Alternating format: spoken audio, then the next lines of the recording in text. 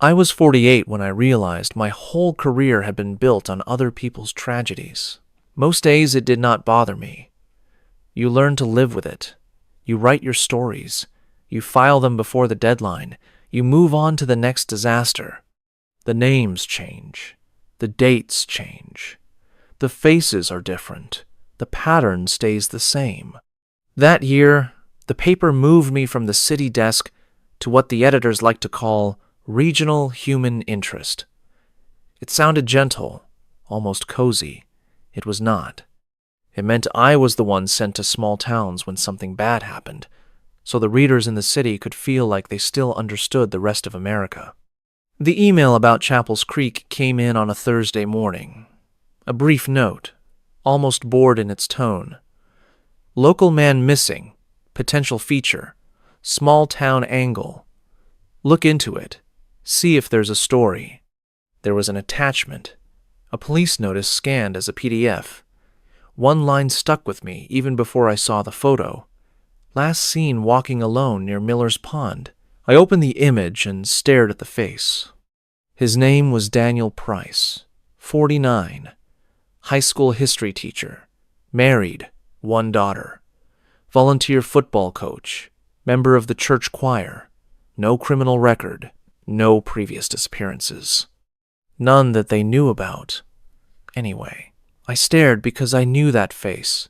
Not from a database or a prior case, not from some national story. I knew it in the way you recognize someone from another life, one you've spent years trying not to revisit. I'd gone to college with Daniel Price. Back then, we called him Danny. I read through the notice again. The date of his disappearance, the vague description of his clothes, the line about him leaving his car near the pond at the edge of town. The implication, left unsaid but heavy between each word, that maybe he had gone there to end his life. The editor, a man 20 years younger than me with perfect hair and a permanent smirk, came by my desk a few minutes later. Chapel's Creek, he said. You see the email? Yeah. Looks like the kind of thing you do well.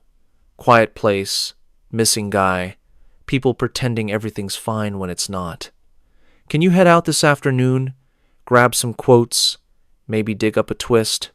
He said twist, like he was talking about a cocktail garnish. You know I knew him? I asked. He raised his eyebrows. The missing guy? Yeah. College. We were in the same dorm. He weighed that for half a second, then smiled. Even better. Makes it personal. That always plays. I could have argued. I could have told him that making it personal was exactly what I had spent years avoiding. That the boundary between observer and participant was the only thing that let me sleep at night. Instead, I just nodded. Okay, I said. I'll go. The drive to Chapel's Creek took 3 hours. The highway peeled away to smaller roads, each one narrower and more lined with trees than the last. The leaves were already starting to turn, but not enough to be pretty. Just enough to make the landscape look tired. I used the time to pull what I could on Daniel. Old articles, mentions in the local school board minutes, social media posts. There was not much. He was the kind of man who slipped through public records, like water through fingers. The kind who made an impact in private, not in print.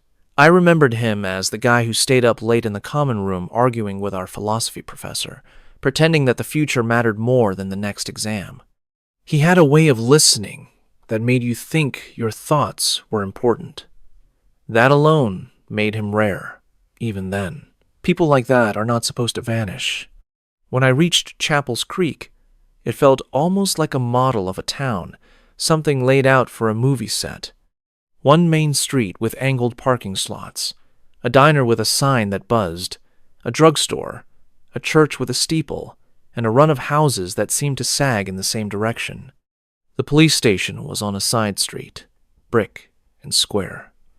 I parked, flashed my press badge at the bored kid behind the front desk, and asked for the officer in charge of the Price case. A few minutes later, a man in his early 50s stepped into the lobby. Thick around the middle, close-cropped gray hair, eyes that had seen enough but not too much. His name tag, said Chief R. Holloway. Reporter? He asked. Yeah, Mark Ellis. Tribune. He shook my hand, looked me over for the usual tells. Recording device, notebook, hungry eyes. I had the first two. I tried to leave the third at home. You know, we're still calling this a missing person, he said as he led me down the hall.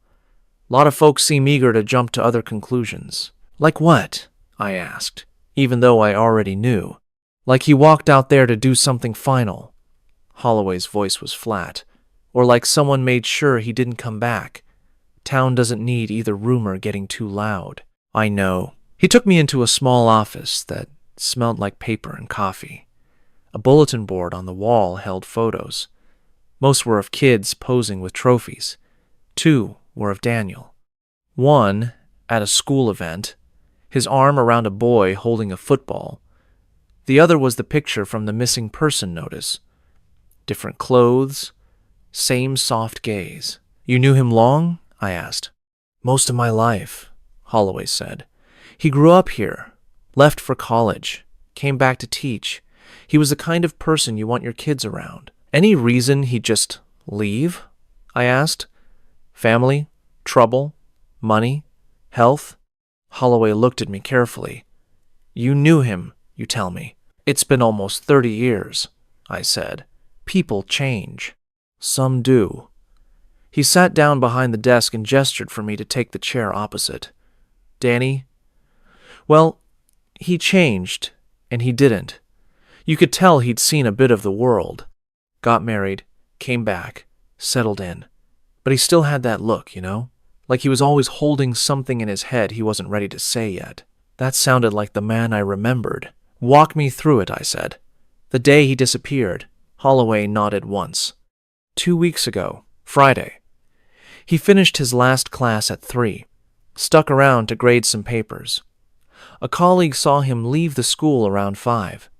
He stopped at the grocery store, picked up a few things. Bread, milk, some fruit. Drove home. Daughter says he was quiet but normal.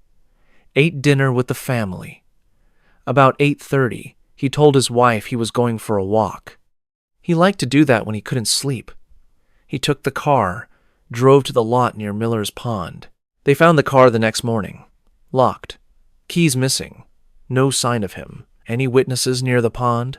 One couple said they saw a man walking past the picnic tables around 9. Could have been him. Dark jacket, jeans, ball cap. That describes half the men in this town. You searched the pond?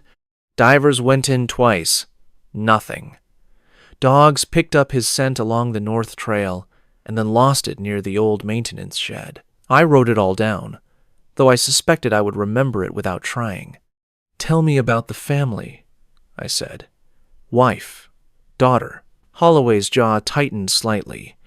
Wife's name is Claire. They've been married 20 years. She works at the library. Their daughter, Emily, is 17, senior in high school. Both say there was no sign this was coming. No unusual behavior. No fights. No big changes. Do you believe them? I asked. He paused. I believe they saw what they wanted to see, he said. That's not the same thing. I asked about the usual things. Finances, affairs, enemies. None of it led anywhere. Daniel's accounts were boring. No large withdrawals. No gambling. No obvious debts. Students liked him. Colleagues respected him. No accusations. No complaints. It was like trying to hang a shadow on a hook. When we were done, Holloway leaned back. Let me guess, he said.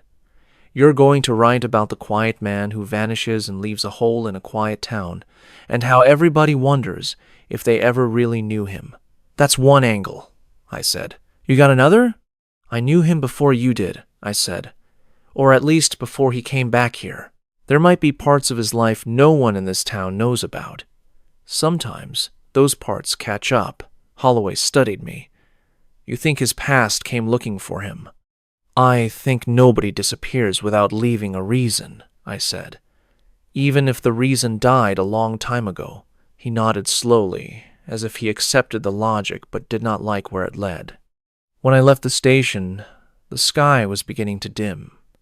The town looked softer in the lower light, less like a postcard and more like a place where people actually lived and made mistakes. I drove out to Miller's Pond. The road narrowed and turned to gravel near the end, then opened into a small dirt lot with room for maybe 6 cars. There was one pickup truck there, empty, a sign warned against swimming. Another older sign, half faded, mentioned something about a maintenance building. The pond itself sat like a piece of dull glass at the edge of the trees. The water was still, a gray-green that did not invite swimming even if the sign had not been there. Tall reeds crowded parts of the shore. The air smelled faintly of algae and wet wood. I got out of the car and walked toward the trail. Leaves crunched softly underfoot. Every few steps, a branch creaked, making me turn my head out of habit. There is a particular quality small towns have when something bad has happened. It is not just fear. It is the way the air seems to hold its breath. I felt it now, the town's anxiety lingering even out here, like someone had draped a thin sheet over the landscape. The trail looped around the pond. Halfway along the north side, I saw the maintenance shed Holloway had mentioned. It was a squat concrete building with a rusting metal door, padlocked. Graffiti marked one wall. A heart, a date, some initials. Evidence that teenagers used this place for purposes other than quiet reflection. According to the dogs, this was where Daniel's trail had gone cold. I stood there for a while, picturing him, parking his car, locking it, walking along this path, maybe stopping to look at the water, maybe not, coming up to this shed, and then nothing. People always imagine disappearances as something dramatic. A van pulls up, hands grab, a struggle, a shout. More often, it is quiet. A series of tiny choices and coincidences that, from the outside, look like nothing at all. I took a slow breath, let it out, and listened. The wind moved through the trees. A bird called once and then fell silent. Somewhere behind me, a branch snapped under weight. I turned. A man stood on the trail about 20 yards back. Tall, thin, late 50s maybe. He wore a dark jacket and a cap pulled low. His posture was casual, but his eyes were not. They were fixed on me, weighing something. "You lost?" he asked. "Just looking," I said. I raised my hand slightly, showing the notebook. "Reporter. Doing a story on the missing teacher." He stepped closer, enough that I could see the lines around his eyes. They were deep, the kind carved by frowns rather than smiles. "About Danny," he said. "Yes. You knew him?" He nodded once. Everyone here knew him, some better than others. He left that last part hanging in the air, like an invitation or a warning. "I'm Mark," I said, "from the Tribune." End quote. He hesitated, then offered a hand. "Tom Riley," he said. "I work over at the hardware store. Come out here most evenings. Helps quiet the head. Were you out here the night he disappeared?" The pause was brief, but it was there. "Yeah," he said. "I was." I felt that familiar shift inside, the sense that the story had just taken a step in a direction I had not seen yet. "You talked to Chief Holloway?" I asked. Another pause. Longer this time. "Sure," he said.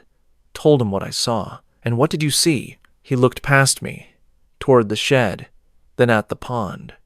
"Not much," he said. "I saw Danny's car, saw him walking the trail. Didn't think anything of it at the time. Lots of people walk here. Then I headed home. That's all." "That's all you told Holloway?" He narrowed his eyes slightly. "What are you asking?" "Sometimes people leave out details that feel small," I said. "Things they think won't matter. But when someone disappears, even the small things matter." He studied me for several seconds. I let the silence sit between us. Finally, he said, "There was another car. I didn't mention it because I wasn't sure." "What kind of car?" "Older sedan. Dark. parked down near the bend when I drove in. When I left, it was gone.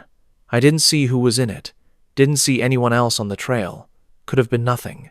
Could have been some kids trying not to get noticed. Why not tell Holloway? Because this town likes its quiet, he said, and Holloway likes tidy cases. A man goes walking, decides he's had enough. That's a story people understand. You start talking about strange cars and shadows near the pond. People get nervous. It's Tass. Are you nervous? He gave a humorless half-smile. I've been nervous since I was 15, he said. This doesn't change much.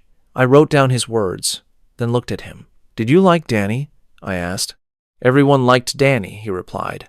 The question is, who needed him gone? He walked past me then, along the trail, hands in his pockets. As he went by, I caught a faint smell of cigarette smoke on his jacket, though I had not seen him light one.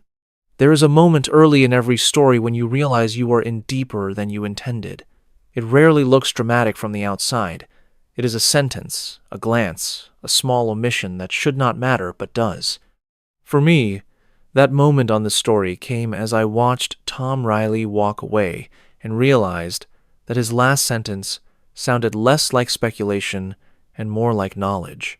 The question is, who needed him gone? There was something else, too, something I did not want to think about yet, the pull in my own chest, the way my breathing had changed as soon as I heard Daniel's name back at the office. I had told myself I was here as a professional, to write a clean, even-handed feature. Standing there by the pond, by the shed where the scent trail had ended, I knew that was a lie.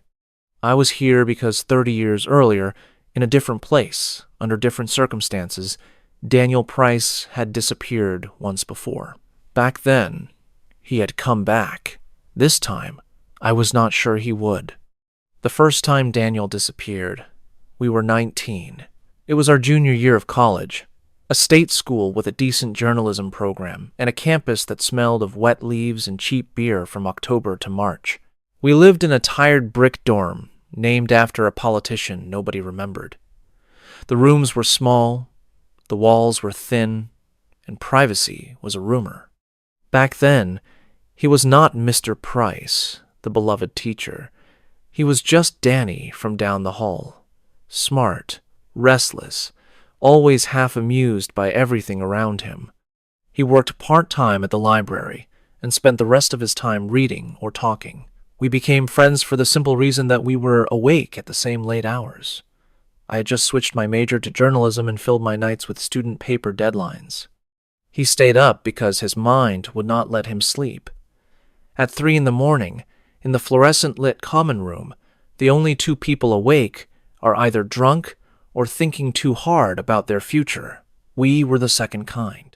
1 week in November, he stopped showing up. At first, it was easy to explain. Midterms, a cold, a new girlfriend. People drift in and out of your days in college, and you assume they will drift back. Then his roommate mentioned he had not seen him in days, that he had left his textbooks on the desk, his shoes by the bed, his toothbrush by the sink. Campus police shrugged. He was an adult, they said. If he wanted to go somewhere, he could. His professors thought he had dropped out. The dorm RA thought he was visiting family. It was that simple, lazy indifference that scared me most. After a week, I went to the library and asked the woman at the front desk if she had seen him. She said no. Then she hesitated and added, "His time card is still here. He didn't pick up his last pay." I found his student file at the papers office. Not much there. Hometown Chapels Creek. High school honors. Scholarship. Nothing useful, nothing alarming. Just a boy who, according to the records, existed in neat, contained lines. He came back 11 days later. I was in the common room again, alone, half asleep over a stack of articles. The door opened and he walked in as if nothing had happened. He looked thinner, somehow sharper around the edges, like someone had taken sandpaper to him. "Hey," he said, "you look worse than I do." I stood up.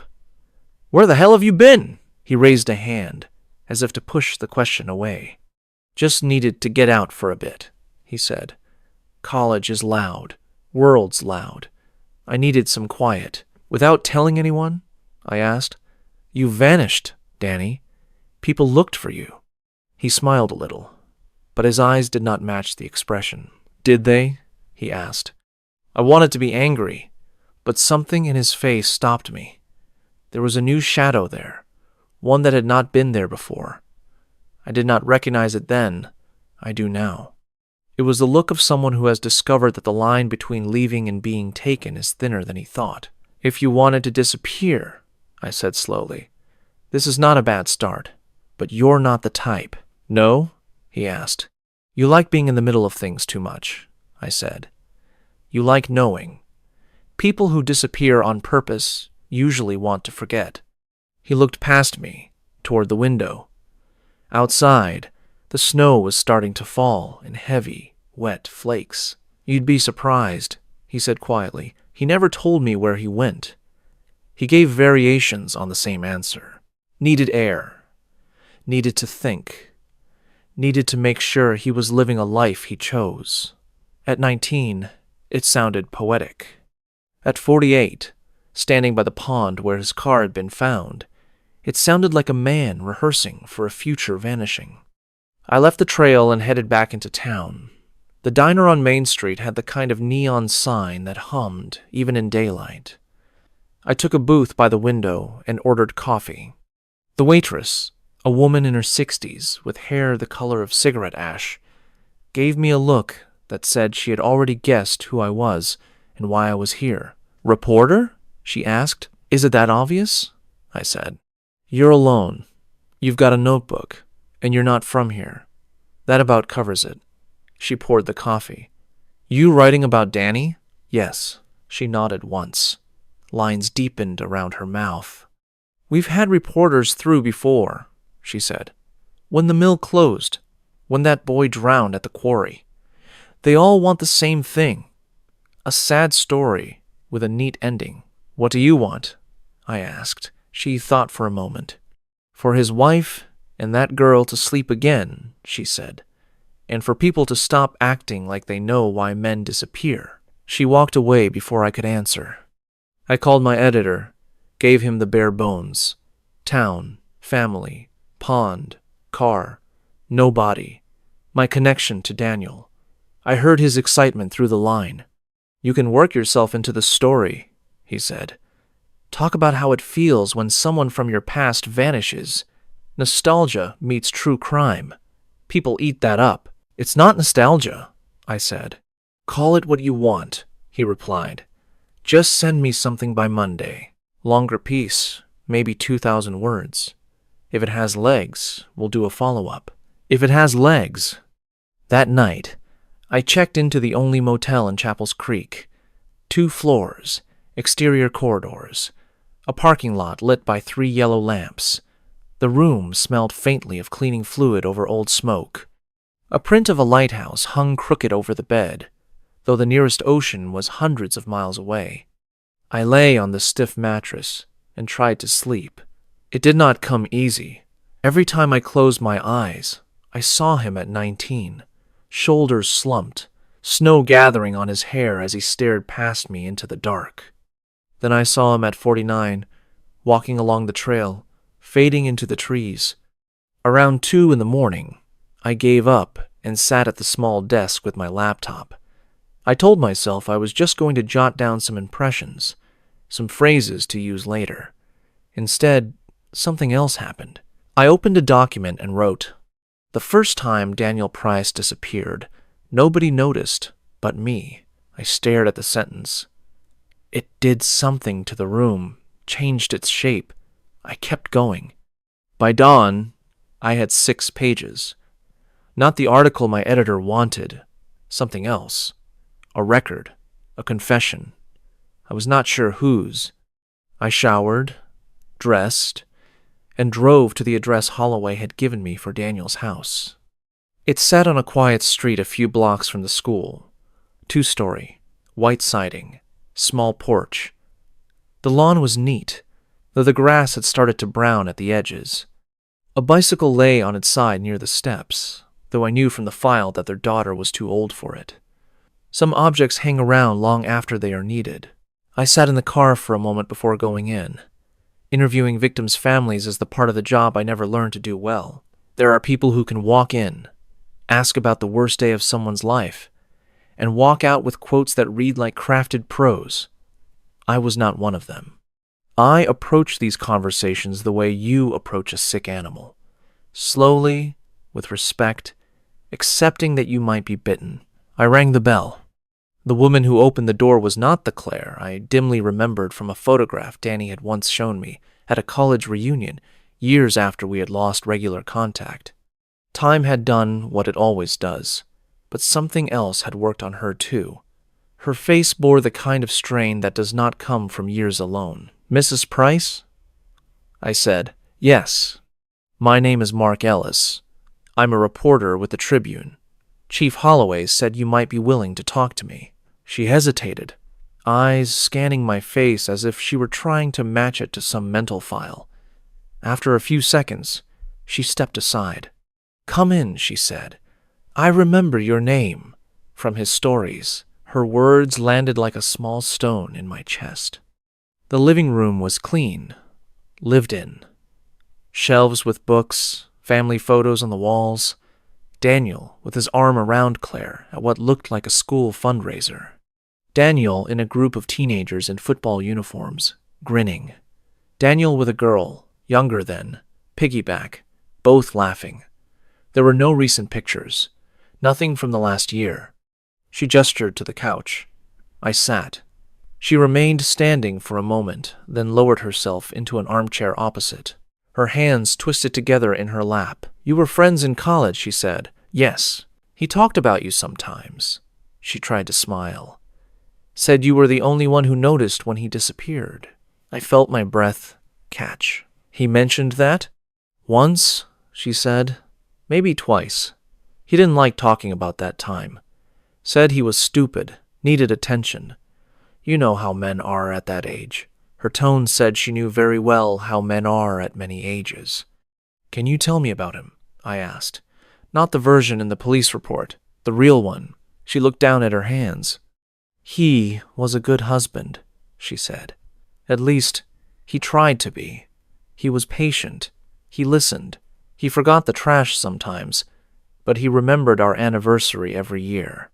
He loved our daughter more than anything. He wanted simple things, a quiet life, a job he cared about, to be useful." She paused, eyes glossy but not yet spilling over. "But," I said softly, "but quiet doesn't always stay quiet," she said. "The last few years, something changed. None of us wants to say midlife crisis. It sounds ridiculous, but he started staying up later, reading old journals, listening to music from college. I'd wake up and find him downstairs at 3 a.m, staring at nothing. I'd ask what was wrong. He'd say, "Nothing, just thinking." "Thinking about what?" I asked. "About whether he had done enough," she said. "Whether this town was all there was. Whether the life he had was the one he chose, or the one that was left when other choices ran out." "Did he ever talk about leaving?" I asked. The question hung there, heavier than it should have been. "Once," she said. "We'd had a small argument. I don't even remember what it was about. The dishes, probably. He said he sometimes wondered what would happen if he got in the car and just kept driving. I told him that wasn't funny. He said he wasn't joking. Then he apologized and hugged me and said he'd never do something like that. He said he wasn't that selfish." "And you believed him?" "I wanted to," she said. We talked for an hour. I asked about his routine, his friends, his colleagues, his students. She mentioned the same names Holloway had given me, plus a few more. One name came up twice. "Tom," she said. "Tom Riley. They used to fish together at the pond sometimes. Or at least, that's what Danny said." I didn't like Tom. "Why not?" I asked. "He's one of those men who looks at you like he's trying to find your weakness," she said quietly. Danny would laugh it off, say Tom had a rough life, that he was just blunt. But I saw the way Danny changed after he'd been with him. Quieter, edgier, like someone had reminded him of something he wanted to forget. I thought of Tom's face by the pond, the way he had said the question is who needed him gone. Did Tom come by after Danny disappeared? I asked. Yes, she said. The day after, he brought a casserole. I didn't know he could cook. He said he was sorry. Said he hoped Danny just needed time and that he'd walk back through the door any minute. His eyes were dry when he said it. I noticed that. Did he mention seeing Danny that night? No, she said. He said he hadn't seen him in a week. I felt a small shift inside. The familiar movement of suspicion finding a place to sit. When I left the Price house, I did not go back to the motel. I drove instead to the hardware store. It was a square building at the edge of downtown, with a parking lot half filled with trucks. Inside, the air smelled of wood, oil, and dust. Rows of tools and fixtures stretched out in neat lines. A bell chimed when I entered. A young man at the counter glanced up, greeted me, then went back to tap-tapping at his phone. I walked slowly down an aisle of nails and screws until I saw Tom at the far end, restocking shelves. He saw me and straightened. "Reporter," he said. "Not a question. Mind if I ask you a few more things?" I said. He looked toward the front of the store, where the young man had already forgotten I existed. "Make it quick," he said. "Claire says you and Danny used to fish together," I said. "Out at the pond," he shrugged. "Sometimes. Chapel's Creek doesn't have a lot of entertainment options. You learn to make peace with sitting still. You see him the week he disappeared?" "No," he said. "Not at all?" "I told you." "No. When I talked to his wife, she said you told her the same thing," I said. "That you hadn't seen him in a week. But you told me yesterday that you saw him on the trail." He stared at me, jaw working. "You sure that's what you heard?" he asked. "I'm a reporter," I said. "I'm good at hearing." His eyes hardened. "I saw a man," he said. "From a distance. Could have been him. Could have been someone else. I didn't feel like putting uncertainty in a grieving woman's head. That a good enough answer for you?" It was plausible. It even sounded almost kind, but there was something too neat in it. "You also saw another car," I said. "An older sedan, dark." "You didn't tell Holloway about that either." "I wasn't sure it mattered," he said. "It does now," I said. "Because if Daniel didn't walk into that water, and he didn't vanish into thin air, then whatever happened to him might have started with that car."